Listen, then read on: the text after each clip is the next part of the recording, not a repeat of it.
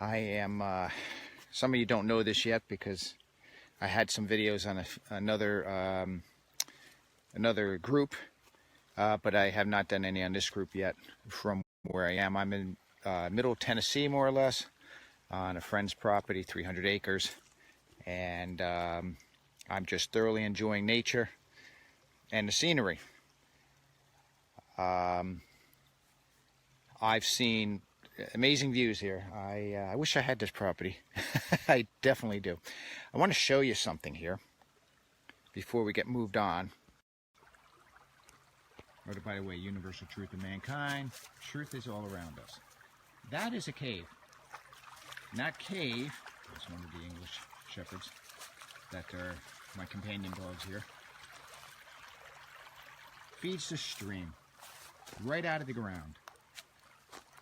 I tell you, wouldn't mind, if I was dressed properly with a wetsuit and stuff, I wouldn't mind going in there and finding out the source of this stream. Right out from the ground. There's no waterfalls or anything. You can see that there's a cove or a rock that's right in that area. But it came right out.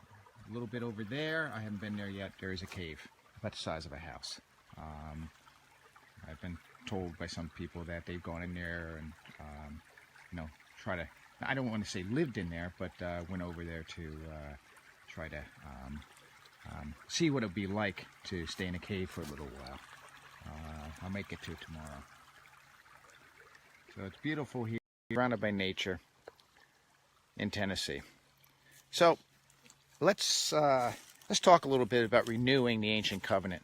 I mean, the ancient path, or renewing, or the ancient path itself. What are we talking about? Last time I did anything on this, we only had, 115 people in the group. Now we're almost 300. So I think it's time that I start resharing some of that information with everybody. Now, the purpose of this group is to discover the Torah, the 5 books of Moshe, they're commonly called. And the Creator created us. We were created to be connected to the Creator. We are the last in creation, therefore we are, it's going to bother some people, we're the greatest of creation. Now, greatest does not mean that somehow we're wonderful and terrific, but the greatest in the sense that creation was made for us. So we can learn a lot from creation. I'm just walking around, staring at the environment. Maybe what I should do is turn this camera around. You don't need to look at my mug. And I'm just going to, turn this towards things. You just get a little layer of the territory. This area here, I believe, goes all the way up there, about 40 feet. I believe was part of an ancient lake.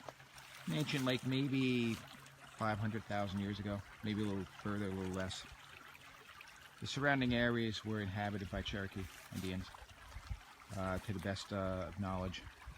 And this was probably a huge lake, and this is probably where they got their fish. And I'm at the bottom of their lake. That no longer exists. Okay, anyway, ancient path. So creation, all you're seeing here was for us, for our benefit. And when we take a look at creation around us, and like I told in another video, is that the name Hateva and Elohim are equivalent numerically. And so as a result, they're considered related. In other words, by looking at creation, learning about creation, we learn something about ourselves and we learn something about the Creator. This is all the Creator's design. And all of this tells us, it's a messenger. It gives us a message. The Creator, we are never separated from. I know Christianity teaches that. But I'm going to tell you, that's not what Torah teaches. And I apologize for the Christians. I am not here looking to beat anyone up. But I am truthful. That's one thing you're going to find about me. I don't lie to you. I'm not here to lie. I have nothing to gain. I don't have your pocketbooks. I don't have your credit cards. I have nothing to sell you. I simply plant the seed And you develop it. You let it grow. You figure it out. And that's what's unique with this group. And that's what's unique about searching for spiritual truth is unique. We are looking for truth. And what is truth? Truth is the Creator. You may say, well, we have His name or its name. Therefore, we know the Creator. I'm going to tell you something. Have you ever known somebody quite well and you forgot their name, yet you still knew them very well, right? The name has nothing to do with knowing. It's the relationship. And that's what the ancient path's about. It's about the relationship with the Creator. Forging that relationship. And let me tell you something about names in Hebrew. Names in Hebrew are attributes. In other words, they're attributes of the Creator. There's 7 attributes of the Creator. There's a total of 10 that are alluded to within the Torah, especially in the first chapter, which explains why there's 10 utterances in Genesis 1, why there's 10 plagues, why there's 10 commandments. They're all attributes of the Creator. And we get to know the Creator on a personal basis. It's not saying Jesus. It's not saying Yeshua. That is not a relationship. Okay? The relationship is with the Creator. The Creator wants no intermediaries between you and it. When we were created with the idea that we would always have a relationship with the Creator. And even though we may ignore it, it's still there. Now, do we worship Moses or Moshe? No, we don't. Moshe never sat back and said, believe in me and you'll be saved. That was never the purpose of a prophet. That was never the purpose of leaders. That's why leaders die. That's why the high priests were only high priest for a few moments, a few days, or whatever, to do his task, and that was the end of it. That's why kings like King David died. King Solomon died. King Saul died. Why did it die? Because the Creator never wanted a human being to become between you and it. Yet we will bow down our heads to anything to believe. It could be a famous rabbi. It could be Muhammad. It could be Jesus. And we rob ourselves of a true relationship that the Creator has already established. And all we need to do is get on a bandwagon and say, yep, I'm here. That's all it takes. Yet, we put man and man's beliefs and doctrines and so on and so forth before the Creator. And that's what we do in this group. We remove that. I know sometimes people are expressing their joy and stuff, and I permit them to post on the group, and it has a certain doctrinal flavor to it. And I do that purposely because I want to give people an opportunity to reflect and learn, and for others to remember where they came from. Now, I hold a high value in the Torah. Everyone knows that. I do not tolerate Torah disassembly, I'll call it. Because to me, Torah is precious. Excuse me. A bug. Torah is precious. I'm about a mile away from my campsite. Actually, cabin. Torah is more than just words. It's a way of thinking. And once you understand that that's what it's really about, then you realize the words are, I don't want to say unimportant, but they're not the objective. The objective is to be able to, they stay around me, these dogs, and watch over me. They're not my dogs, but they take good care of me. What do I say? Sorry, I got sidetracked. Okay, the Torah. You have to look into the soul of the Torah. The Zohar teaches about this too, where you have to look into the eyes, look past the obvious, and see what's hidden in the open. And so this group is about that. When I do the Torah portions, I try to show you how all the Torah portions fit together and into a tapestry that explains a way, a relationship with the Creator.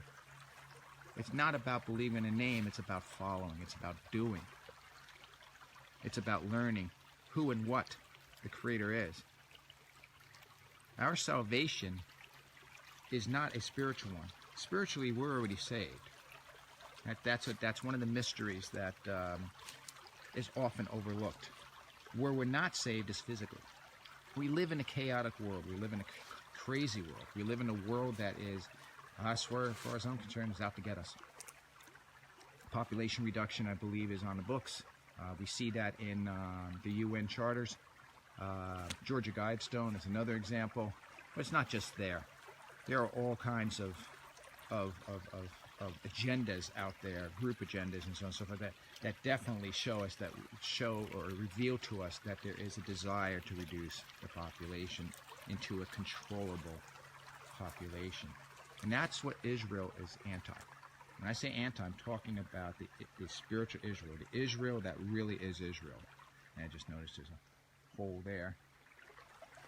I'm not worried about bears because I got these 3 dogs around me. They're very protective of bears. They're actually a special English shepherds, which are very protective of the person that they're with. So I know I'm all right. The bugs are getting me though. I wish they could eat the bugs. But that's what the Torah teaches us, is that we're an individual, and we have a responsibility to the Creator. And Israel is full of unique people. The Word wants people to think alike. The Torah wants people to think differently.